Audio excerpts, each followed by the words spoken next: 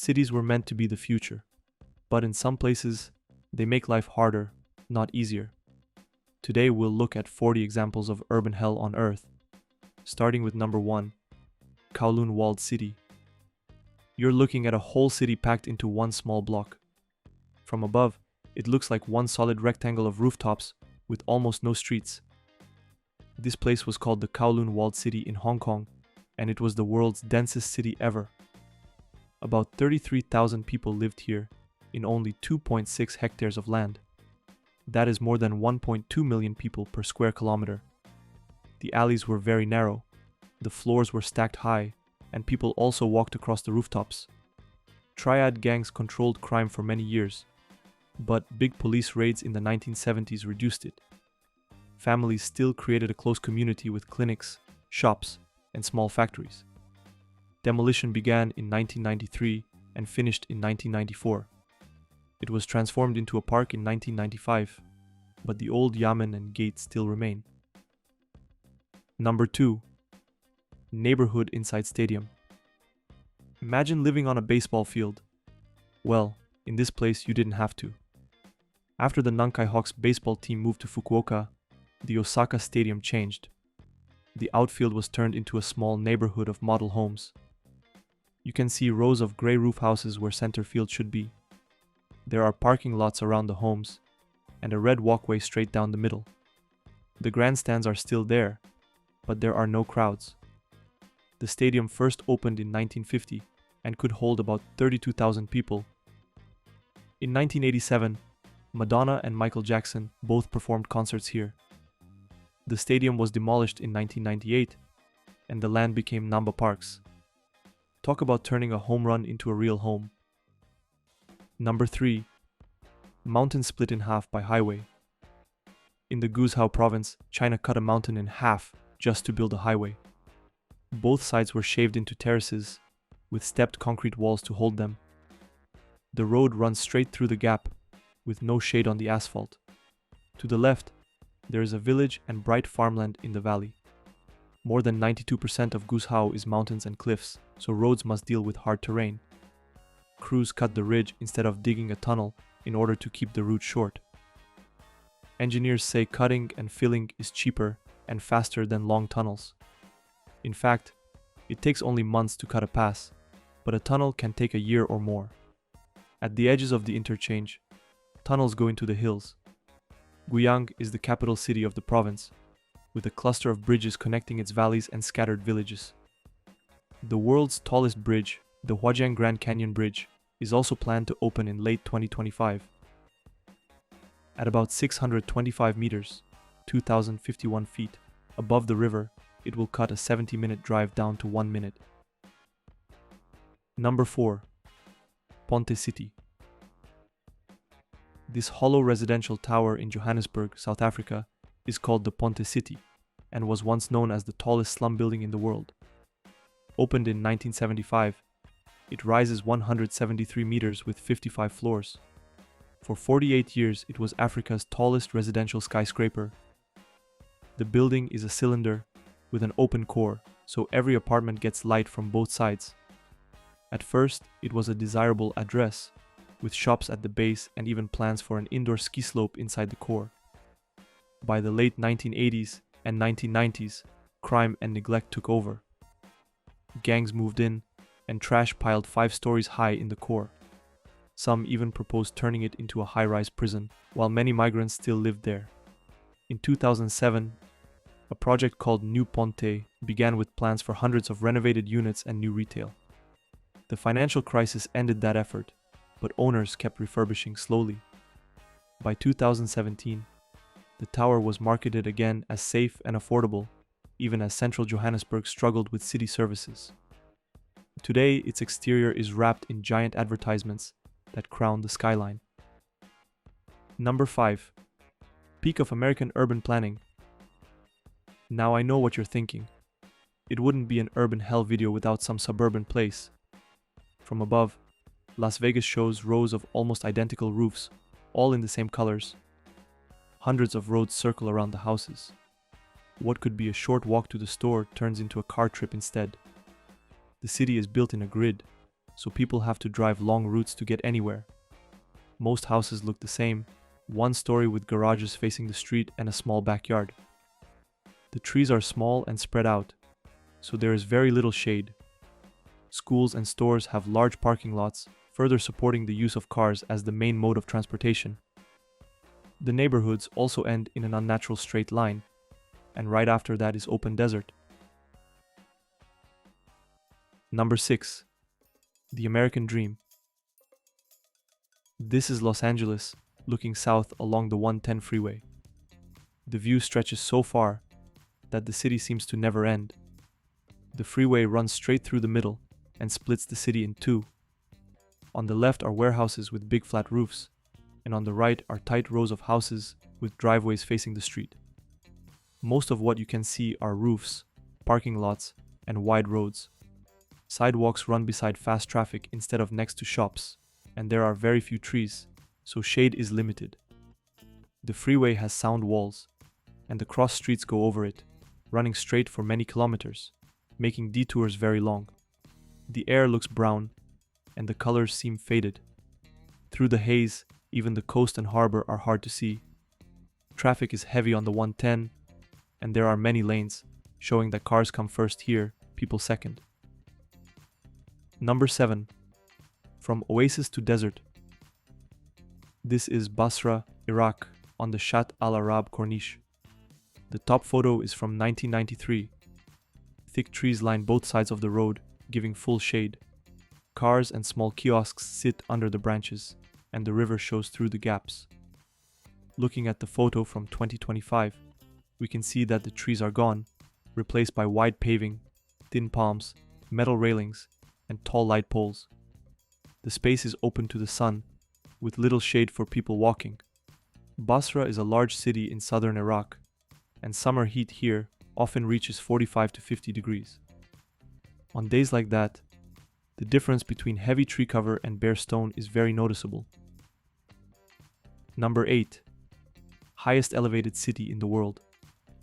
This is La Rinconada, Peru, the highest city in the world, sitting about 5,100 meters above sea level. Metal shacks cover a steep, dark hill, right under a bright white glacier called La Bella Durmiente. The air is thin, the sun is sharp, and nights stay below freezing most of the year. Houses are built from sheet metal because it's cheap, but they do little to keep out the cold. The town grew fast in the 2000s when gold prices rose. Thousands came here to mine, most working under a system called cachoreo, 30 days unpaid. Then one day where they keep whatever gold they can carry. In the tunnels, miners left coca, alcohol, and cigarettes to the Tio, a devil figure they believe offers protection. There are no sewers and water is unreliable.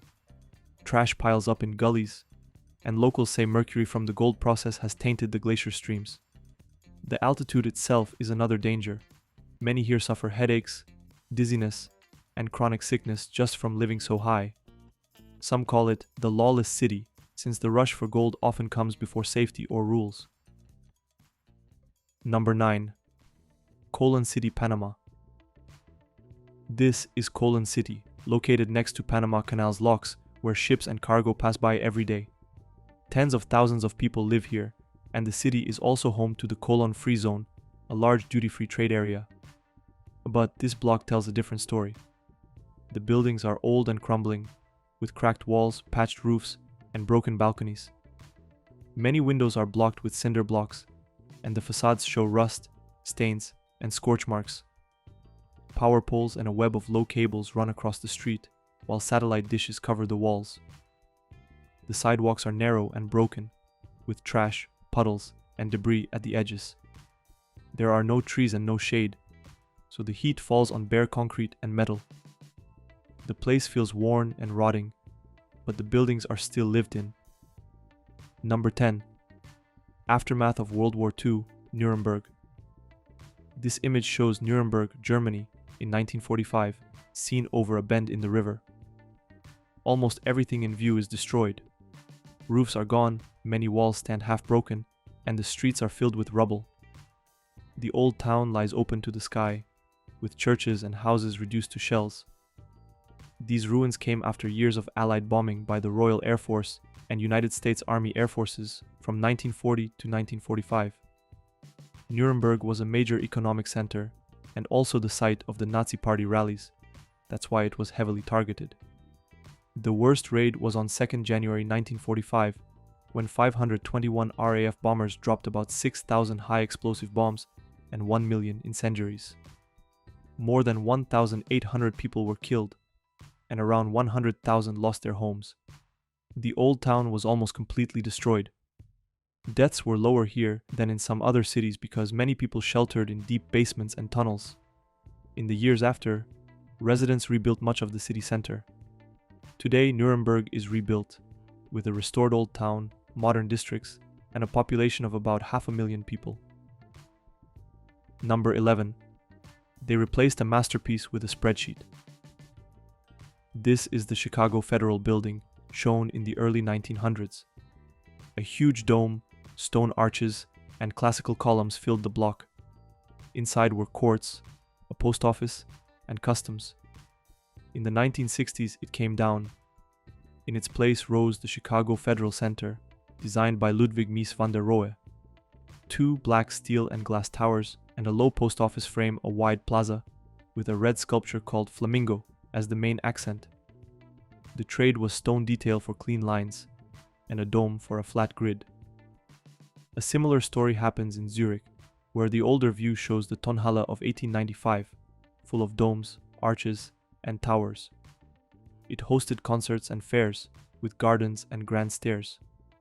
By 1939, the site became the Congress House, keeping the main halls but adding flat roof wings and glass walls. The Great Hall survived inside, while new spaces handled trade shows and meetings. After years of renovation, the site reopened in 2021, with the old building kept inside the new one. In Boston, the 1865 City Hall was a neoclassical block with a tall roof and ornate windows. That building still stands today and is used for offices and even a restaurant.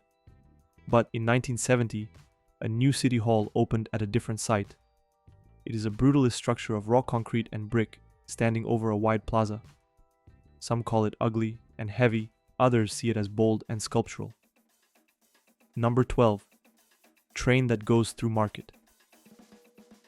This wild street market is Meklong Railway Market near Bangkok, Thailand. There's a working train that passes right through the stalls. When it comes, vendors pull back awnings and push baskets just a few centimeters from the rails.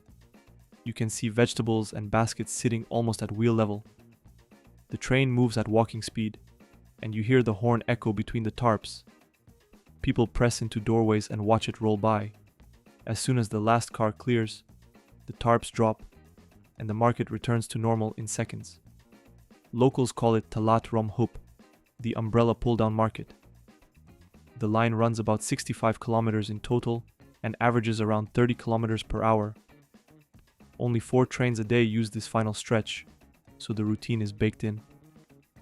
It started as a way to move seafood from nearby ports into Bangkok. The market grew around the track, and today it sells food to neighbors and entertains tourists. You start to wonder how clean the food stays with a diesel this close. People here know the drill, and the driver keeps it slow. For a minute, everyone pauses, and then they go right back to selling mangoes. Number 13. The Great Wall of Poland.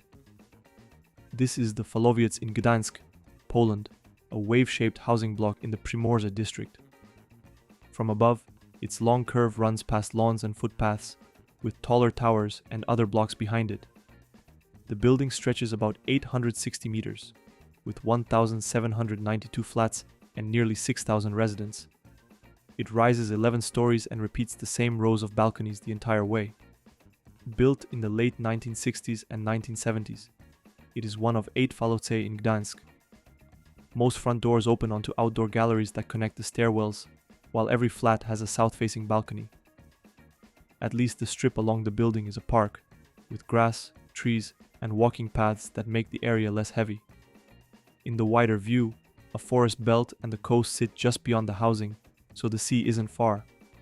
Crossing the district on foot looks simple enough here, while cars stay on the outside roads.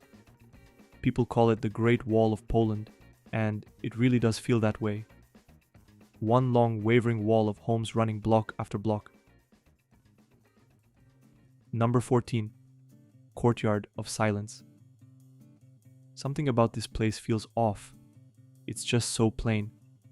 This place is called the Salk Institute, located in La Jolla, a neighborhood in San Diego.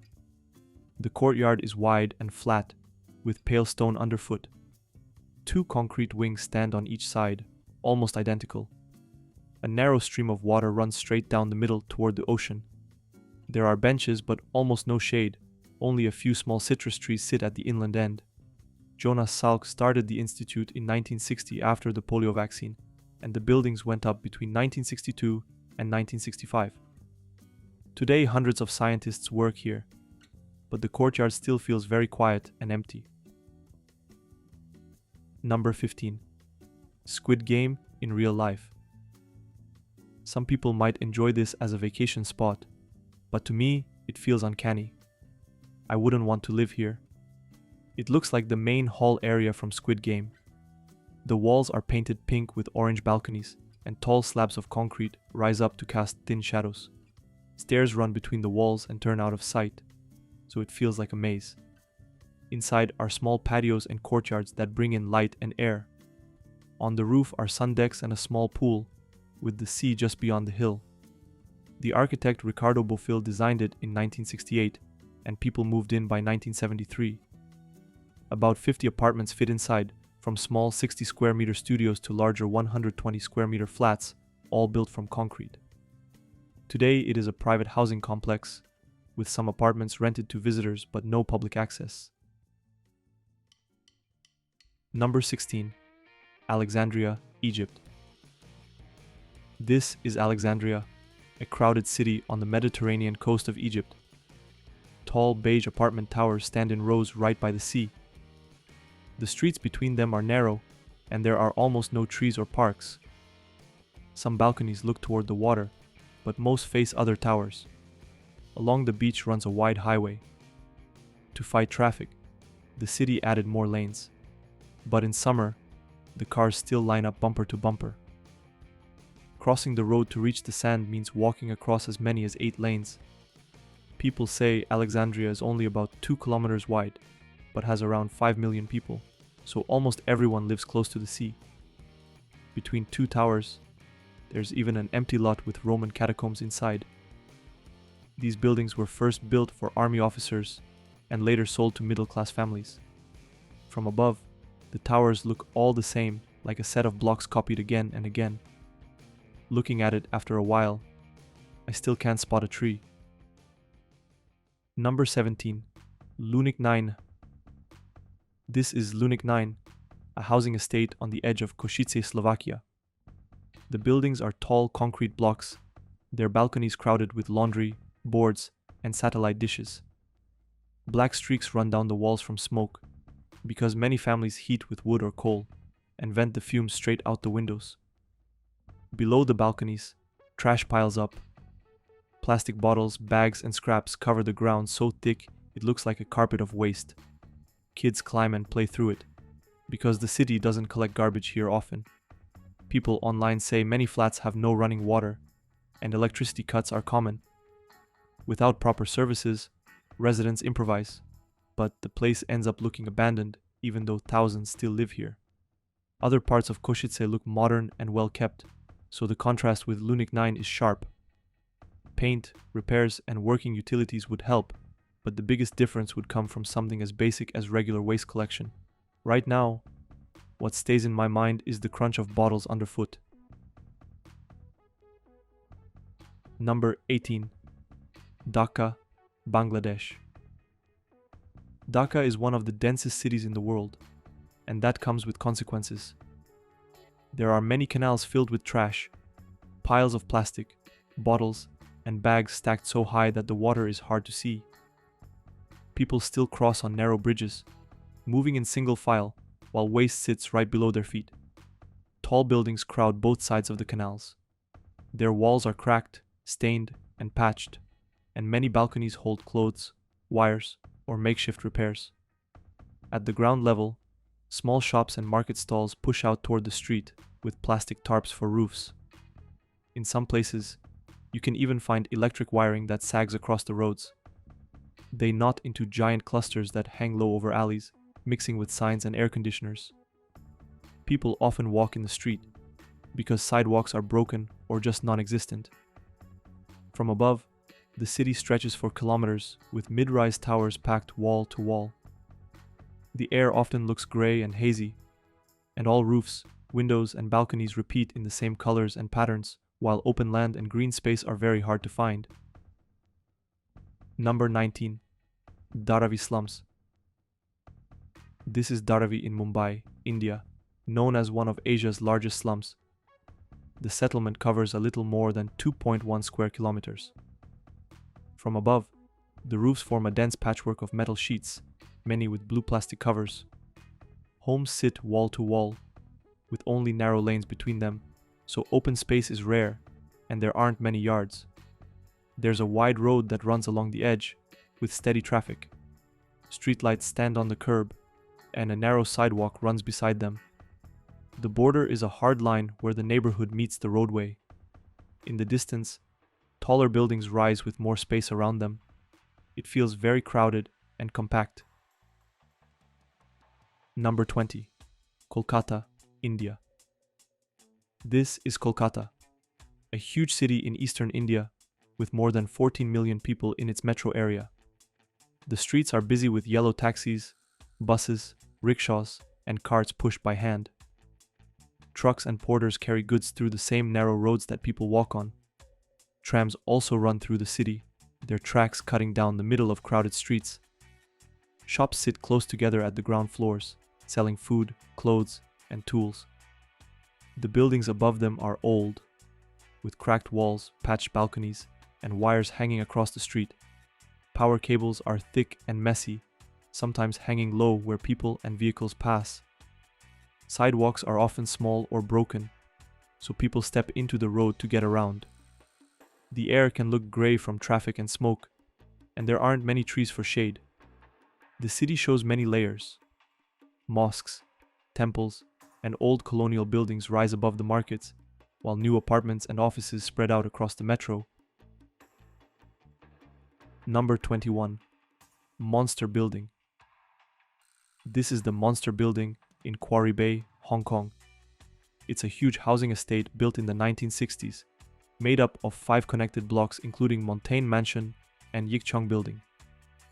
Together they hold more than 2,200 flats and around 10,000 people. The buildings rise up to 18 floors, with small shops at street level and homes stacked above. A tram runs right past the front, its tracks lined by walls of windows, balconies, and air conditioners.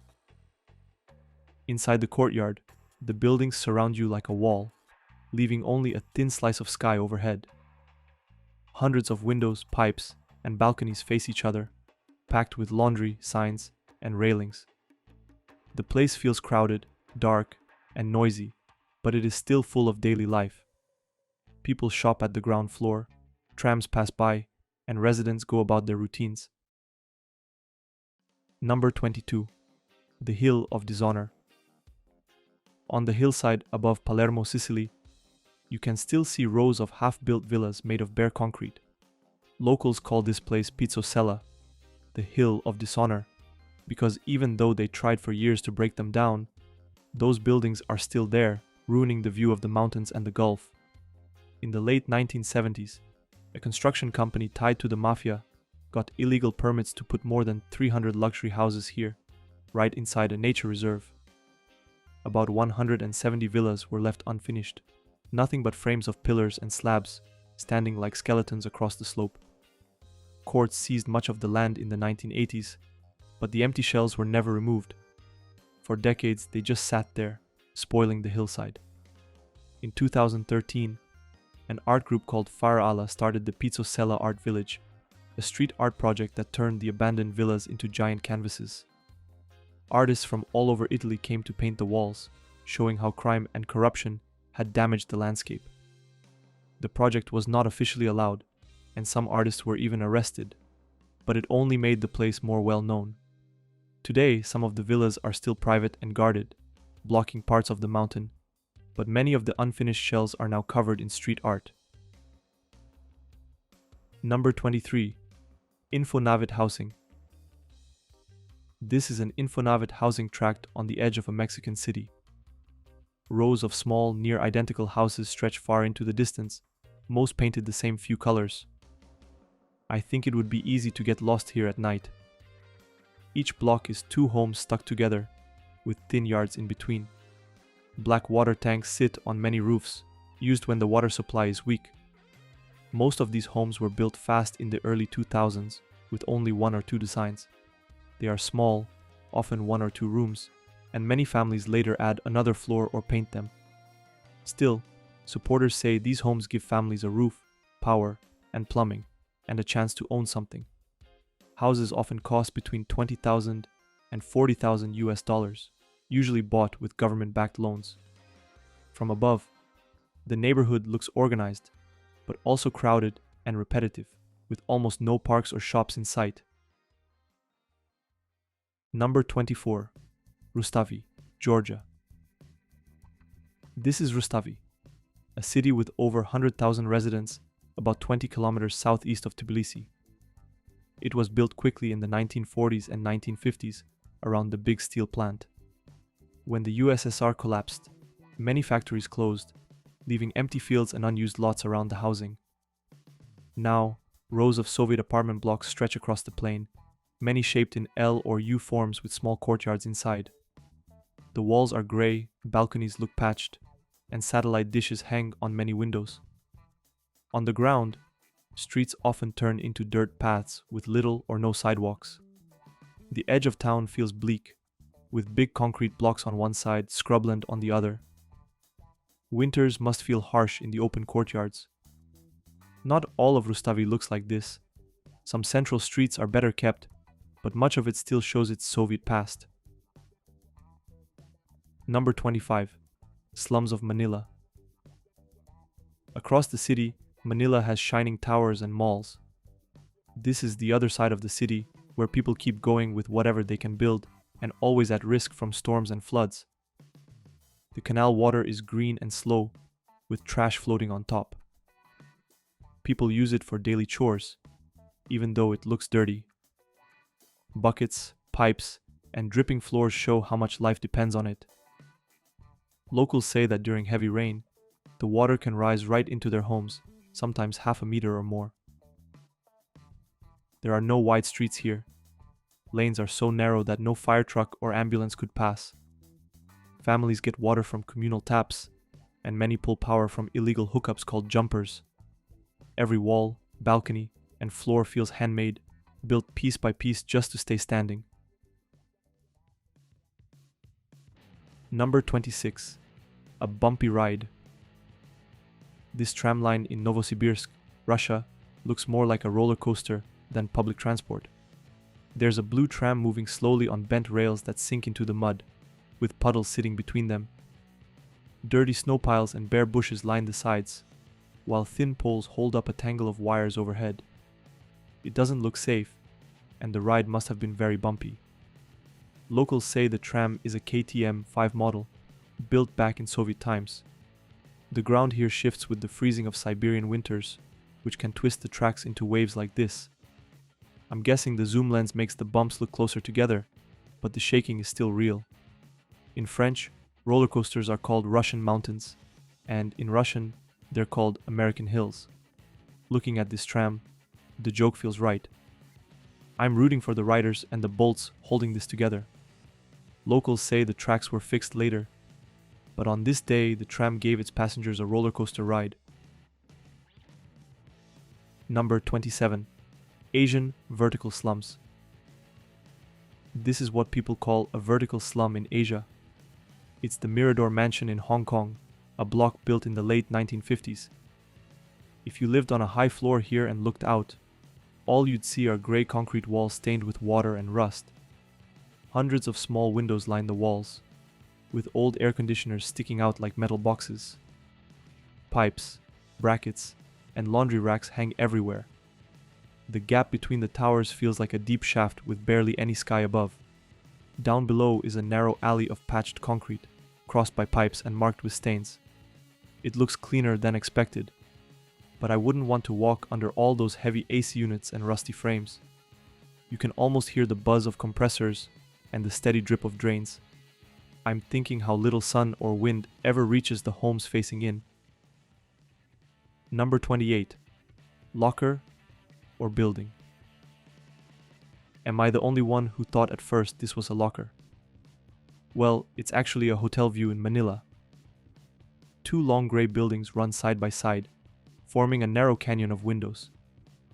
Each unit has a small square window with a boxy air conditioner hanging below, repeating in a perfect grid. Pipes drop straight down the walls, and faint lights glow near the ground. There are no balconies, no trees, and barely any sky, just the hum of hundreds of compressors. It feels more like a prison block than a place to stay. Locals say these are private condos, built fast and sold for as much as $90,000, while average daily wages sit around $11. People also note Metro Manila has an oversupply of condos, many left half empty. The endless row of ACs makes the pattern almost dizzying, like an optical illusion. From here, the whole view is gray walls and metal boxes. I blink, trying to find a bit of color. Number 29. Tyumen, Russia. This is a neighborhood in Tyumen, Russia, the Perevalovo area. We can see rows of small houses sitting in a perfectly arranged grid. The houses are identical, and there are narrow dirt lanes that run between them. Some lots on the right are just concrete pads waiting for a house. There aren't trees or parks in sight, and there's almost no shade. Each house is about 87 to 88 square meters, sold for roughly 3.1 to 4.6 million rubles, or 36 to 50,000 euros. You don't see shops, schools, or bus stops from here, so daily life probably depends on a car. It looks quiet, but also pretty isolated. Every block looks the same, so it's easy to miss a turn without looking at signs. I'd pin my location before going for a walk just to be safe. Fresh asphalt and street trees would help the neighborhood look a lot nicer. Maybe fences, gardens, and paint will add some variety over time. Number 30. The Egyptian Octagon. This is the Egyptian Octagon, the headquarters of the Ministry of Defense in Egypt's new capital, built east of Cairo. From above, the design looks like a giant circle made of smaller rings. Each main complex is an octagon with layered walls and inner courtyards. Wide roads and roundabouts link the shapes like spokes on a wheel, with long straight avenues leading to the central hub. Most of the land around it is dry desert, broken up by neat plant beds and paved plazas. At night, the rings light up in sharp outlines. From a plane, the glow looks like a symbol drawn in the sand. People call it the heart of the new administrative capital, but also point out how the layout makes it hard for crowds to reach or surround. Some compare it to a science fiction city or even a game map. It feels futuristic and clearly built to impress from the sky. Number 31. Beautiful or hell? Quetta in Pakistan sits in a high valley near the Afghanistan border. At 1,680 meters above sea level, snow covers the ridges while clouds rest on the peaks.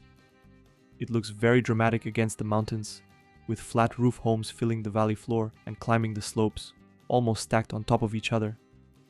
Narrow streets run between the houses, and many walls connect with little open space.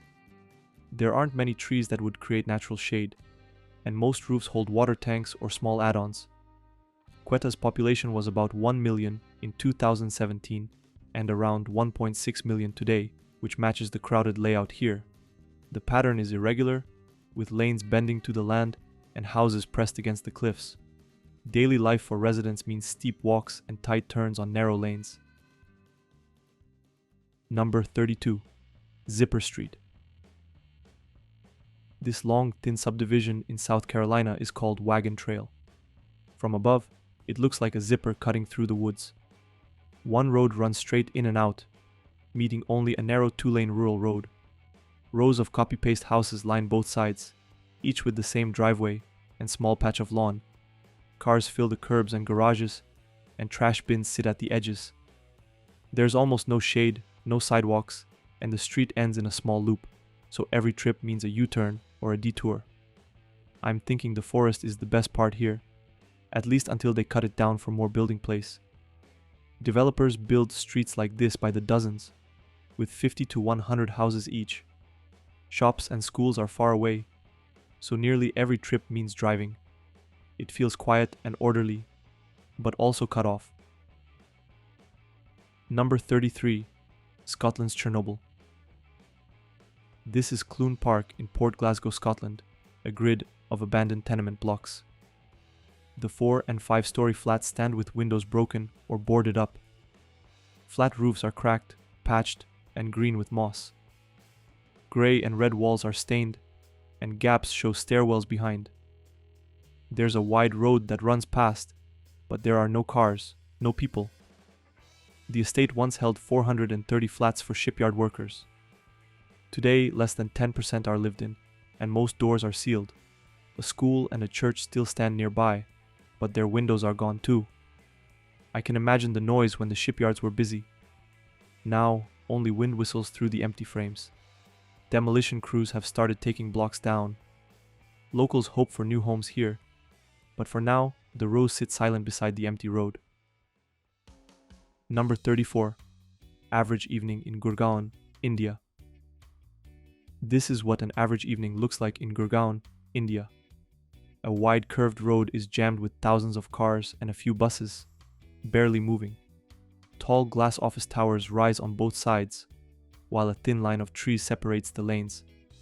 From above, the headlights and taillights stretch into endless ribbons. The noise is constant horns and engines. Some locals say traffic gets even worse after rain, even though there's a metro line nearby. Many offices now run hybrid weeks, but the roads still fill every night. Gurgaon has about 1.3 million people. Even though only about 7% of Indian households own a car, the sheer number of commuters makes jams like this routine.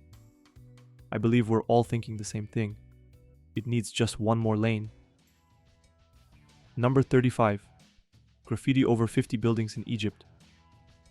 I thought this image was fake at first. This giant mural stretches across about 50 buildings in Cairo's Manshiat Nasser, also known as Garbage City. The artist El Cid painted bold white, blue, orange, and black Arabic letters on dozens of facades. Up close, the marks look random, but from one spot on Mukarram Hill, they align into a perfect circle. The piece is called Perception. It carries a line from Saint Athanasius of Alexandria. Anyone who wants to see the sunlight clearly must wipe his eyes. Families here sort a huge share of Cairo's waste, close to 90% by some counts. Residents even helped paint the mural by bringing ladders, opening doors, and kids carrying buckets. You'd never guess people live behind those painted walls until a window opens. Number 36. 60-centimeter house. This wafer-thin building in Beirut was called Al-Bassa, meaning the middle finger. It started with two brothers who failed to agree on a joint project.